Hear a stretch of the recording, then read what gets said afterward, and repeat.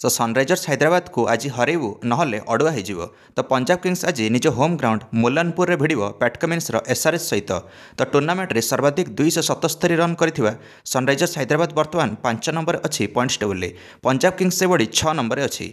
आज जदि एसआरएच जीति जाए ताले पॉइंट्स टेबुल आहरी टिके ऊपर को पलि आसिबो। Sunrisers Hyderabad captain Pat Cummins धीरे धीरे करके नंबर 1 को जीवा लक्ष्य पॉइंट्स टेबुल शिखर धवन आज पैट कमिन्स बाहिनी को रोकवा उद्देश्य ओह्लैबे। एसआरएच और पीबीकेएस मध्य समुदाय 21 थर मुकाबला होती आईपीएल इतिहास रे जो थे एसआरएच 14 थर जीति और पंजाब किंग्स मात्र 7 थर। आज राइवलरी वीक्र द्वितीय मुकाबला यह दुई दल मुहांमुही हेबे।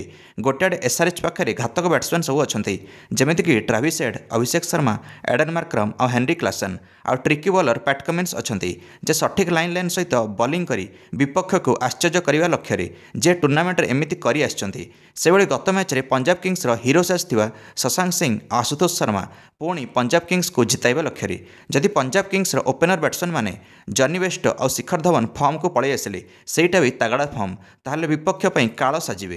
पर जितेश शर्मा, सैम करन और लियाम लिविंगस्टन भली हिटर अच्छा पंजाब किंग्स पाखे। बॉलिंग लाइन में हरप्रीत बरार भली स्पिनर अच्छा और अर्शदीप सिंह भली फ्रंट लाइन फास्ट बॉलर अच्छा पंजाब पाखे। संध्या 7:30 यह मुकाबलाटी आरंभ हो। यह आईपीएल मैच नंबर 23 होगा जाऊँगी। आपण मान सपोर्ट क्या आज मैच रे पंजाब किंग्स ना सनराइजर्स हैदराबाद एसआरएच? निश्चित निज प्रतिक्रिया कमेंट दे वीडियो को लाइक और चैनल को सब्सक्राइब करदे। समस्त क्रिकेट अपडेट्स धन्यवाद।